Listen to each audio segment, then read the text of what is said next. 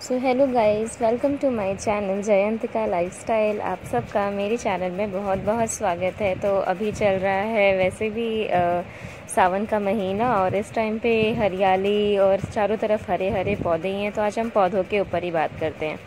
तो मैं आज अपने पौधों के ऊपर बात कर रही हूँ कौन कौन से शुभ पौधे हमें अपने घर में लगाने चाहिए, जिनका बहुत बहुत ऐसे तो पौधे सारे ही हम लोगों के लिए बहुत ही फ़ायदेमंद होते हैं। तो कौन कौन से पौधे हमें अपने घर लगाने चाहिए, आज हम उस सब के बारे में बात करते हैं। चलिए, तो पहला पौधा है हमारा तुलसी का पौधा। तुलसी का पौधा हम सभी के घर में होना बहुत बहुत ज़रूरी है।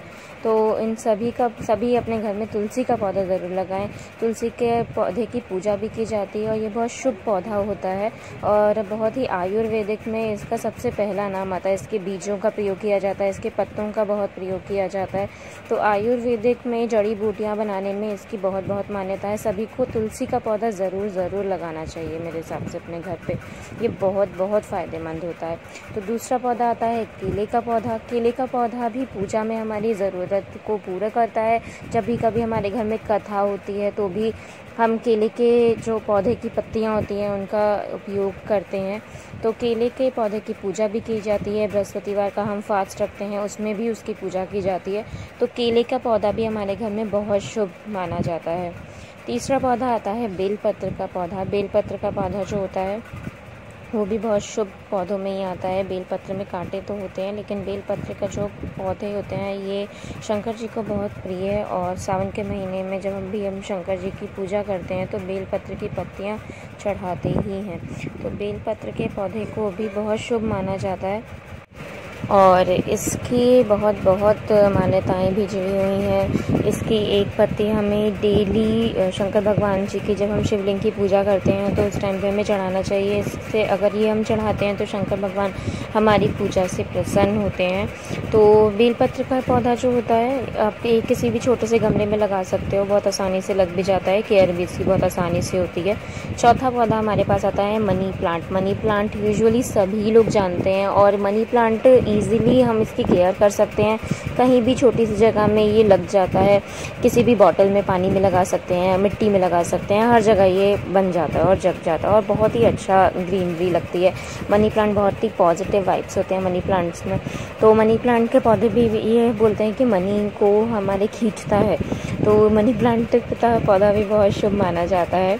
अब ये पांचवा पौधा हमारा आता है, ये है सुख शांति का पौधा। सुख शांति का पौधा ये भी बोला जाता है कि अगर हम अपने घर की एंट्रेंस में इसको लगाएं बाईं तरफ तो ये बहुत ही पॉजिटिव वाइब्स होता है, बहुत ही पॉजिटिविटी लाता है हमारे घर में और हमारे घर की जो सुख और शांति, जैसा कि इसका नाम है इसीलिए इसका नाम ही ऐसा धरा हुआ है कि जैसा ही इसका नाम है वैसे ही ये काम भी करता है, हमारे घर की सुख और शांति बनी रहती है। तो ये पौधा भी हमें लगाना चाहिए।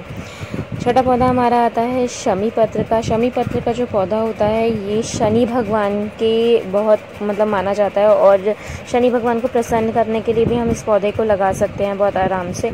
और इसकी पूजा करने का मतलब कि जो हमारे शनि के भी जो हमारे दुष्प्रभाव होते हैं वो कम होते हैं, तो इसकी भी पूजा करनी चाहिए। जो इसकी पत्तियां होती हैं ऐसा माना जाता है कि अगर हम इसकी एक पत्ती, क्योंकि इसकी एक पत्ती के अंदर 51 पत्तियां होती हैं, तो अगर हम इसकी एक पत्ती भी शंकर भगवान में शिवलिंग में चढ़ाते हैं तो वो 51 बेलपत्र के समान मानी जाती है। तो शमी पत्र को भी हमें अपने घर में लगाना चाहिए। ये बहुत ही शुभ पौधा होता है और शुभता की इसकी निशानियाँ ही हैं कि इतनी पूजाओं में काम आता है।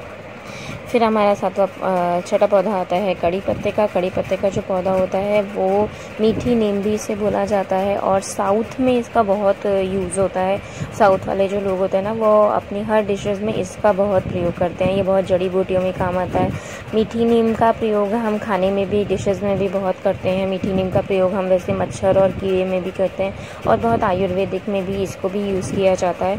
और ये पौधा के भी बहुत सारे अपने अपने लाभ हैं, अगर मैं किसी और ब्लॉग में एक दिन शेयर करूँगी।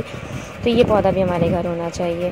फिर ये आता है अपराजिता का पौधा। अपराजिता के जो पौधे होते हैं ना, इसकी बेल होती है, इसमें नीले और सफ़ेद रंग के फूल आते हैं। सिर्फ ठंडक में इसमें फूल नहीं आते हैं, सिर्फ सर्दियों में, बाकी दिनों में इसके फूल हमेशा बने रहते हैं।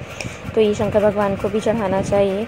बाकी फिर आ जाता है हमारे पास में ये मैंने चमेली का पौधा लगाया है। इसकी जो खुशबू होती है बहुत भीनी भीनी होती है और फूल इसके बहुत अच्छे आते हैं।